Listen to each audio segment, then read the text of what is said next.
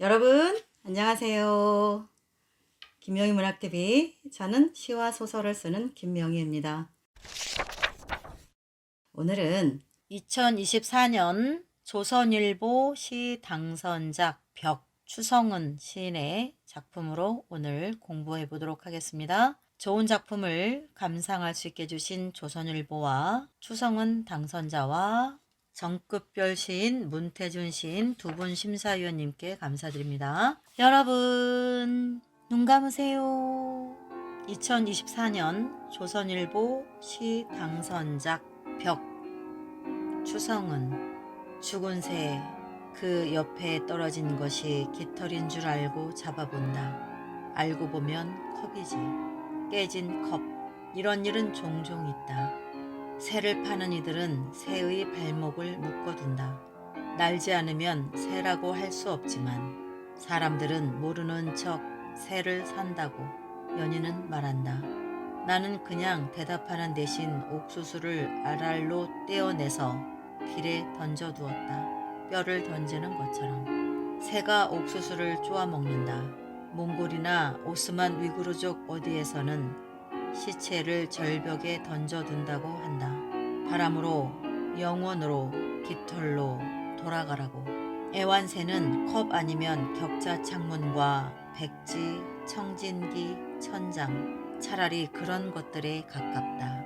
카페에서는 모르는 나라의 음악이 나오고 있다. 언뜻 한국어와 비슷한 것 같지만 아마 표기는 튀르크어와 가까운 음악이고, 아마 컵 아니면 격자 창문과 백지, 청진기, 천장이라는 제목일 것이고, 새 장으로 돌아가라고 아마 그런 의미겠지. 연인은 나 죽으면 새 모이로 던져주라고 한다. 나는 알이 다 벗겨진 옥수수를 손으로 쥔다. 쥐다 보면 알게 될 것이다. 컵은 옥수수가 아니라는 것. 노래도 아니고 격자 창문과 백지, 청진기도 아니고 진화한 새라는 것. 위구르족의 시체라는 사실도. 새의 진화는 컵의 형태와 비슷할 것이다. 그리고 끝에는 사람이 잡기 쉬운 모습이 되겠지. 손잡이도 달리고 언제든 팔 수 있고 쥘 수도 있게. 새는 토마토도 아니고 돌도 아니기 때문에 조용히 죽어갈 것이다. 카페에서 노래가 흘러나온다. 그건 어디서 들어본 노래 같고 나는 창가에 기대서 바깥을 본다. 곧 창문에 새가 부딪힐 것이다. 깨질 것이다. 어떤가요, 여러분? 여기서 컵은 새이고 새는 한 번 더 나아가면 허공이기도 하고, 그런 새를 사람이 쥐고 있고 떨구면 깨진다고 합니다. 이 시에서 저는 몇 가지를 생각하게 됐는데, 깨져야 한다. 깨져야 한다라는 거에서는 소설 데미안에서 싱클레어의 명대사를 떠올리게 하죠. 한 세계가 깨져야 그 다음 세계로 나아갈 수 있다는 것. 여기서 새를 파는 이는 도시민이기도 하고 좀 더 확대한다면 자본가를 상징하기도 하는 것 같습니다. 일단은 한번 쭉 볼게요. 벽, 추성은. 죽은 새, 그 옆에 떨어진 것이 깃털인 줄 알고 잡아본다. 알고 보면 컵이지. 깨진 컵. 이런 일은 종종 있다. 새를 파는 이들은 새의 발목을 묶어둔다. 자, 이 시에서는 여러분이 상식과 규칙, 일정 부분 약속화되어 있는 것들, 그런 것들을 단호히 거부하고 파괴한 그런 표현의 시어들이 파워를 갖고 있습니다. 여기서도 새를 컵이라고 볼 수 있었던 이 시인의 새로운 관찰력이 참 눈부시기도 합니다. 날지 않으면 새라고 할 수 없지만 사람들은 모르는 척 새를 산다고 연인은 말한다. 나는 그냥 대답 대신 옥수수를 알알로 떼어내서 길에 던져두었다. 뼈를 던지는 것처럼. 날지 않으면 새라고 할 수 없다. 맞죠? 우리가 애완새, 집에서 기르는 그런 새들은 철창, 새장 안에 갇혀서 살죠. 그때부터는 이미 새들은 야성을 잃고 사람에게 길들여지기 시작을 합니다. 그러면서 오히려 질병도 더 많이 앓죠. 면역력도 떨어지고. 나는 그냥 대답하는 대신 옥수수를 알알로 떼어내서 길에 던져두었다. 날지 않으면 새라고 할 수 없지만 사람들은 모른 척 새를 산다고 연유는 말하고, 화자인 나는 그냥 대답 대신 옥수수를 알알로 떼어내서 길에 던져두고 그것을 뼈를 던지는 것처럼 이라고 이야기합니다. 새가 옥수수를 쪼아 먹는다. 몽골이나 오스만 위구르족 어디에서는 시체를 절벽에 던져둔다고 한다. 왜냐면 바람으로, 영원으로, 깃털로 새처럼 날아가라는 거죠. 돌아가라고. 왔던 곳으로 돌아가라고. 또는 좋은 곳으로 돌아가라고.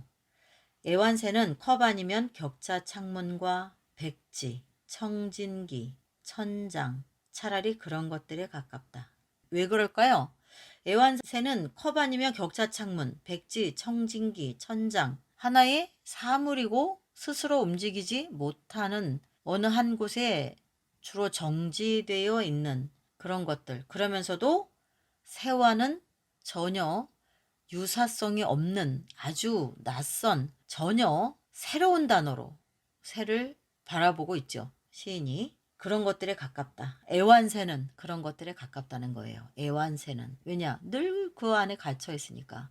마치 살아있는 것 같지도 않은 그런 느낌을 갖게 된다는 거죠. 하나의 사물처럼. 인간이 옮겨놓지 않으면 그 자리에 그냥 늘 한결같이 끝까지 북박여 있을 것만 같은 하나의 사물. 그거에 가깝다. 카페에서는 모르는 나라의 음악이 나오고 있다. 언뜻 한국어와 비슷한 것 같지만 아마 표기는 튀르크어와 가까운 음악이고. 자, 이런 부분 같은 경우는 이 새에 대해서 이야기하면서 새 또는 컵으로 가지 않고 힘을 적당히 빼고 이야기하고 빠져나오고 적당히 새로운 또 장면을 보여주고 그렇게 환기하면서 가볍게 가는 것 같은데 그 내밀한 시인의 서사 장력이 굉장히 탄탄한 그런 시로 볼 수 있습니다. 아마 컵 아니면 격자 창문과 백지, 청진기, 천장이라는 제목일 것이고 여기서도 앞에에서 사물에 가까운 애완새에 대한 또 다른 보조관념들을 가지고 카페에서 흘러나오는 그 튀르크어에 가까운 어떤 음악에다가 역시 또 주입식으로 독자에게 한 번 더 강조하면서 들려주죠. 뭐라고요? 그 노래 음악의 제목도 아마 컵 아니면 격자 창문이나 백지, 청진기, 천장이라는 제목일 것이다. 이게 무슨 의미일까요? 사실은 아무 의미는 없어요. 의미가 없는데 없는 그 속에서 새로 파생되는 의미가 있는 거예요. 낯설게 접근하는 방식이죠. 여러분도 이런 걸 많이 해보시란 얘기입니다. 그럼 어떤 말을 해야 되나요? 어떤 말이든 상관이 없어요. 여러분이 하고 싶은 말, 이거랑 연결이 안 될 것 같은데요? 연결이 안 될 것 같지만 연결이 되는 것이 시의 매력이라니까요? 아시겠죠? 새 장으로 돌아가라고. 아마 그런 의미겠지. 연희는 나 죽으면 새 모이로 던져주라고 한다. 나는 알이 다 벗겨진 옥수수를, 그러니까 옥수수 속에 옥수수 떼죠. 손으로 쥔다. 쥐다 보면 알게 될 것이다. 컵은 옥수수가 아니라는 것. 여기서 알이 다 벗겨진 그 빈 깡지, 옥수수 대공, 줄기, 그거 손으로 쥔대요. 쥔다고 하더니 그 다음에 뭐라고 해요? 쥐다 보면 알게 될 것이다. 컵은 옥수수가 아니라는 것을. 아니라는 것. 이게 무슨 얘기죠? 여러분 이거 들으면서 이게 뭔 말이야 그러죠? 언뜻 보면 연결이 안 되고 전혀 다른 이야기를 하는 것 같잖아요. 그죠? 그런데 이 시인은 독자로 하여금 이렇게 아무렇지 않게 심드렁하게 대면대면하게 하드하게 차갑게 던져놓은 그 언어들이 서로 체인처럼 엮인 뒤에 거기에서 뭔가가 하나도 상징이나 메시지가 없을 것 같은 그 안에서 독자로 하여금 오래 곱씹고 머물게 하면서 독자가 이 의미들을 찾아내도록 하고 있습니다. 친절하지 않은 시라는 얘기죠. 친절하지 않은 시가 오래도록 독자에게 살아서 움직이는 법입니다. 너무나 친절하게 세세하게 말 다하고 쉬운 문장들 쉽게 표현한 시들이 좋은 시가 아니라는 것이죠. 그래서 왜냐? 독자를 붙들고 있질 못합니다. 그런 시들은. 이런 잘 유기적으로 메시지가 연결이 안 될 것 같은 이런 하드한 문장들의 연속이 때로는 독자를 오래도록 머물게 하는 또 하나의 방식이고 기교이고 전략이 되는 것이라는 것 여러분 명심하시고 여러분 시에서도 전혀 엉뚱한 말 같은 그런 문장들을 던져볼 필요가 있습니다. 노래도 아니고 또 나와요. 격자창문과 백지, 청진기도 아니고 반복법이죠. 진화한 새라는 것. 컵은 옥수수가 아니라는 것. 진화한 새라는 것. 위구르족의 시체라는 사실도 알게 된다는 거예요. 어떻게 하면 알알이 다 떼어낸 그 빈 껍질만 남은 옥수수 대공을 쥐고 있거나 쥐다 보면 알게 된다. 정말 알게 될까요? 알게 되지 않으면 안 될 것 같죠? 왠지 문장들이 멋있죠? 뭔가를 자꾸 생각해보게 만듭니다. 흔들어 놓는 거죠, 독자를. 이게 무슨 말이야? 그러면서도 그럴 수도 있겠네. 그럴까? 야, 참 문장들이 허무맹랑한 것 같으면서도 뭔가가 자꾸 읽고 싶어지게 만드는 흡입력을 갖고 있구나. 그것을 여러분이 느끼게 될 겁니다. 새의 진화는 컵의 형태와 비슷할 것이다. 그리고 끝에는 사람이 잡기 쉬운 모습이 되겠지. 왜요? 애완하다가 애완새 집에서 계속 기르다 보면 마치 컵처럼 너무나 익숙하게 잘 손에 맞아 떨어지는 그런 모양을 갖출지도 모른다. 새가 손잡이도 달리고 언제든 팔 수도 있고 쥘 수도 있게. 새는 토마토도 아니고 돌도 아니기 때문에 조용히 죽어갈 것이다. 카페에서 노래가 흘러나온다. 그건 어디서 들어본 노래 같고 나는 창가에 기대서 바깥을 본다. 곧 창문에 새가 부딪힐 것이다. 깨질 것이다.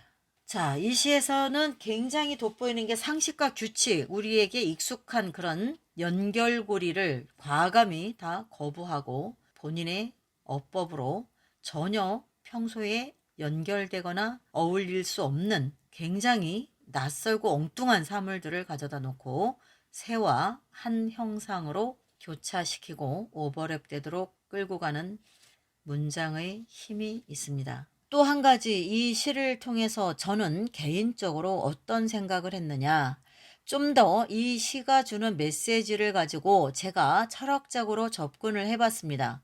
해보니 이런 느낌도 저는 느끼게 됩니다. 무엇이냐면 새장에 갇힌 새와 야생의 새. 새장에 갇힌 새는 새장에 갇혀 있으므로 야성은 없습니다. 야성은 없고 야성을 포기한 대신 안전을 취득했죠. 그런데 날아다니는 창공에 자유롭게 날아다니는 새들은 야성을 소유하고 고수한 반면에 사고로 추락하거나 몸이 어떤 유리나 벽에 부딪혀 죽을 수 있는 위험을 함께 갖고 있습니다. 바꿔 말한다면 우리 인간이 변화를 싫어하고 그것에서 알 수 없는 내일이 나에게 보여질 어떤 사건, 사고들에서 두려운 마음에 눈을 감거나 외면하거나 안주한다면 우리는 야성을 잃어버린 날갯짓을 할 수 없는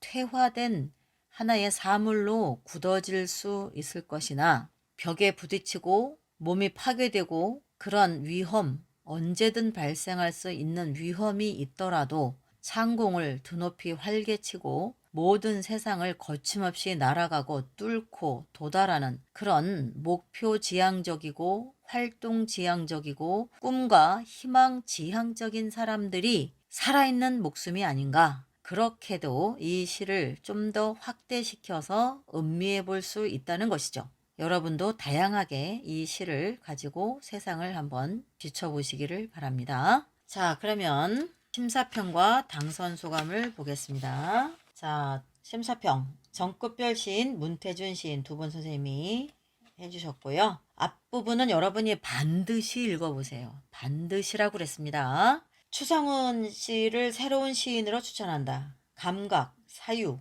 언어라는 시의 세 꼭지점을 오가며 빚어낸 그의 시편들은 읽는 사람을 충분히 매료시키며 시의 안쪽에 오래 머물게 한다.